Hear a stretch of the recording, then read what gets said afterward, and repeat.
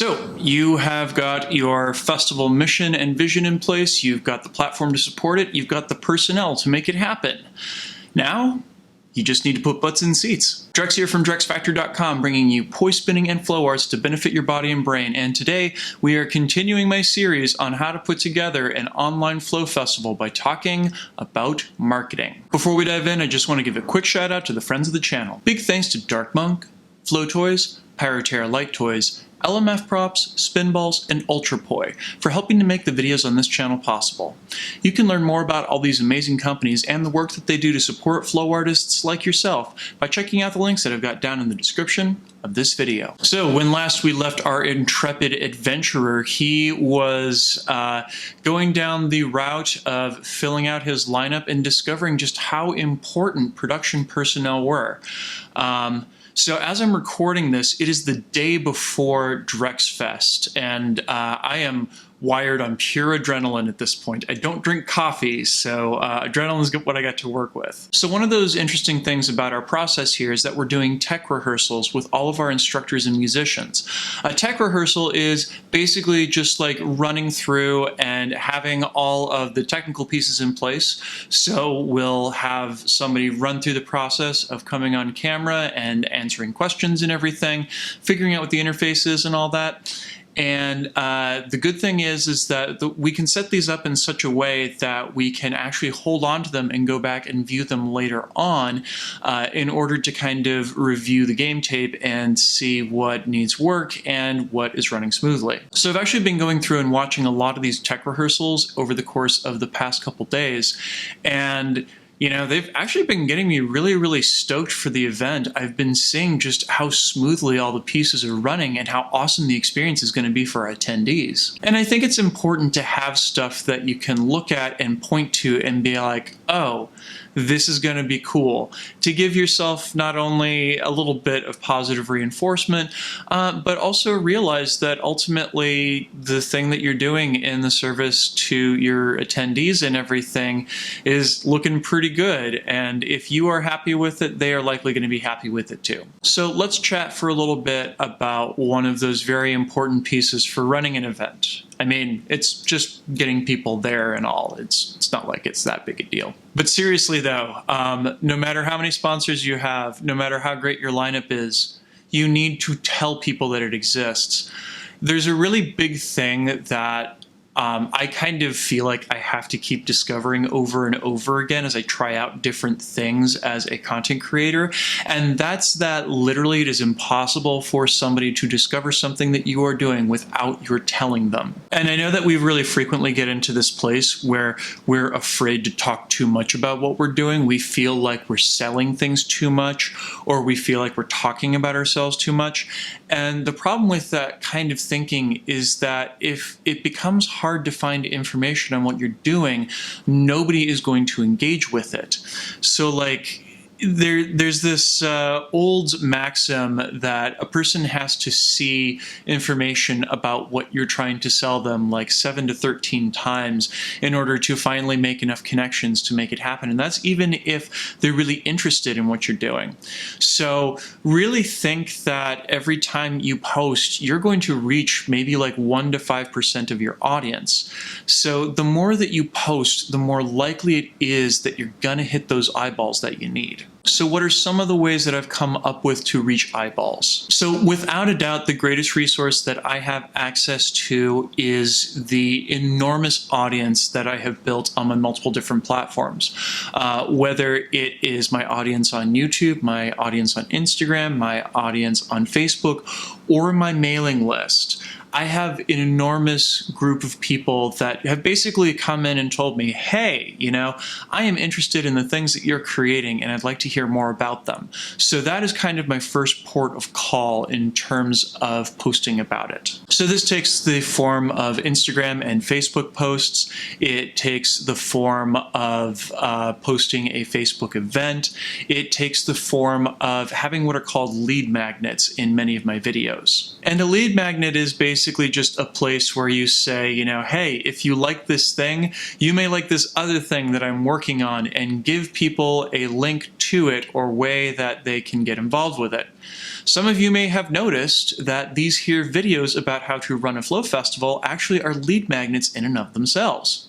Tricky, huh? Now, putting out a call to action that is going to effectively get your audience to interact with your other thing is definitely a whole thing in and of itself. This is not a science, but there are lots of resources out there for learning more about effective calls to action, and I will leave it to you all to do some searches on that, mainly because doing so is likely to expose you to some other information about running small businesses, which I think that anybody in the online space should know anyway. Cool. So what exactly do you post about with all of these different posts on social media? Well, you've got your lead magnet videos. That's definitely something.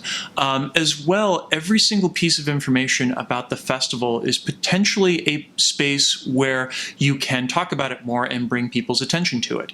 So like when you announce your lineup and everything, you can post individually about each of your teachers or musicians, or post about all of them at the same time. You can make posts about your sponsors. You can make posts about your production crew and everything. I've done all of these things. And, you know, part of it is showing gratitude for all the people making it possible, but also part of it is to make sure that I always have something to talk about with relation to the online festival and everything. And, you know, it's definitely one of those things that you don't have to go in for the hard sell every time, you know, come to my event and just repeat that over and over again. Just so long as you're putting out information that the event exists and everything, there's going to be somebody that wants to interact with it. And of course, there are also ways of reaching outside of your audience. In particular, two of those things that I've been doing have actually been running Facebook and Instagram ads. So for those of you unfamiliar, you know, you can promote any Facebook event that you want to, as well as the fact that if you have Facebook and Instagram posts that are showing high amounts of engagement, Instagram and Facebook will automatically ask you if you want to promote those posts with an ad. And if you do promote those posts with an ad, you can include a link to the thing that you're promoting through it.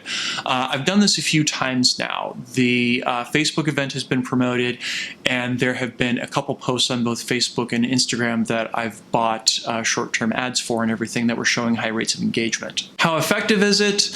Once again, this is not exactly science, but the thing is that it puts your stuff in front of more eyeballs, and that's what's really important. Of course, when you are posting ads, it always runs the risk that you are going to reach people that are outside of kind of your core base. That is people who may not have an active investment in the things that you're creating or whatever brand you have and everything.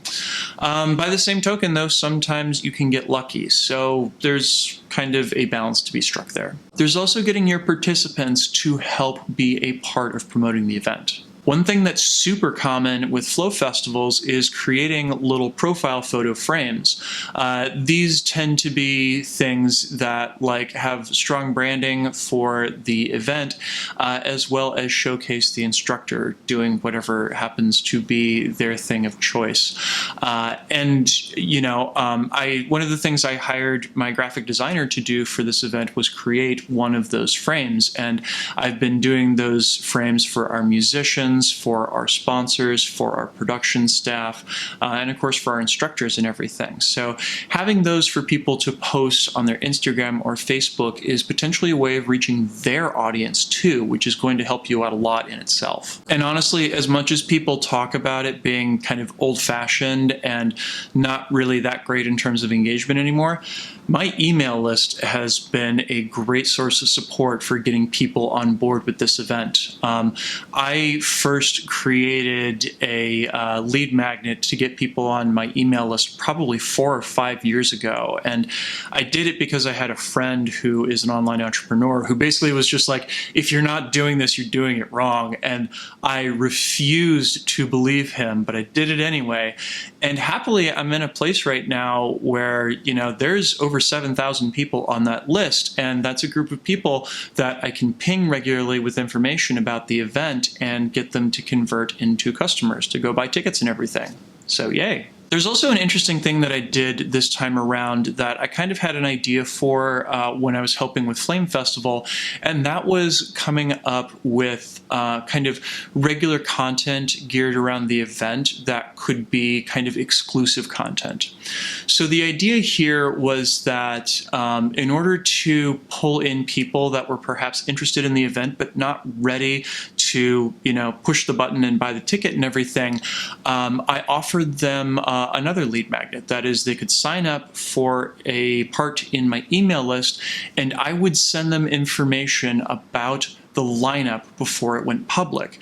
That is instructors and musicians. And one of the things that I did with this is that I would actually sit down and have Zoom interviews with each of the instructors and musicians, and basically have like a half an hour where we talked about what they did and why it was something that I thought was worth inclusion in Drexfest. And it's been one of those things that in putting out those interviews and everything, I'm definitely seeing a good portion of people who signed up for that list going and watching those interviews. And it creates kind of an air of exclusivity around it, such that, I've got the inside track on this and everything. Will this have turned out to be an effective marketing tool? Because, of course, it took 10 times longer than literally everything else I did to promote the event. Well, we will check in the next video and see. And of course, there are these videos, this series, where, part of the magic of marketing, especially through YouTube and Instagram and everything, is that you offer people some form of value before asking them to do this other thing that is going to, put money in your pockets or, be a different kind of scale of project and everything. So like in giving you all this information and everything, I have hopefully been answering some questions that you might have about running online events, as well as giving you some tips and tricks about what's involved in the production process and everything. And some of you out there then may be interested to see how I'm implementing all of these things and may sign up for a ticket to the event, or you may decide that you want to subscribe and see what else I'm doing and everything. So in an interesting way, these videos are kind of a way of reaching out to what are called mavens in a given market. That is, this is a term from The Tipping Point by Malcolm Gladwell. People who are going to be most interested in how a thing is run, and they tend to also be the people that will recommend that stuff to their friends and everything. So creating this series wasn't just a great way for me to give information to other people that are out there trying to create their own events. It's also what's called a maven trap. That is a way to pull in the people who are most likely to recommend you to somebody else. So we've covered a lot here. Will all of these things be effective at putting butts in seats? We'll see. As of today, we have reached our break-even point on tickets and everything. So the good news is that I'm not losing money on the event. Hallelujah. And we will check in the next video and see overall how the event went, what problems we ran into, and how we dealt with post-event stuff, which is often just as important as the stuff that happens in the lead up to and during the event. So tune in for that. It'll be dropping Thursday. And in the meantime, if you would like to go back and watch how Drexfest 2020 went down, it is available on replay. Absolutely everything this weekend was recorded. So go check that out at crowdcast.io/e/DrexFest2020. And hopefully future me will be really impressed by the job that we did. Please make sure to like, share, comment, and subscribe to help other people find these videos and get involved in the flow themselves. And of course, another huge thank you to the wonderful sponsors that have made Drexfest 2020 possible. Thank you to Flow Toys, Fun in Motion Toys, Matrix Fire Safety, and Ultrapoi. Seriously, this event would not have happened if it were not for all of you signing up with your generous support and everything. So thank you, thank you, thank you for making all of this possible. Awesome. And of course, a huge thank you to my wonderful supporters on Patreon. They made this video and all the videos videos on this channel possible. If you would like to sign up to support the work that I do, which I know that is a stretch with times being how they are and everything, but if you have the means, no judgment if you don't, but if you do, please head on over to sign up at patreon.com/DrexFactorPoi. You can get early access to all of my content as well as a say in what topics I tackle in the future. Please and thank you to check that out, and hopefully y'all enjoyed DrexFest. I'll see you next time. Peace.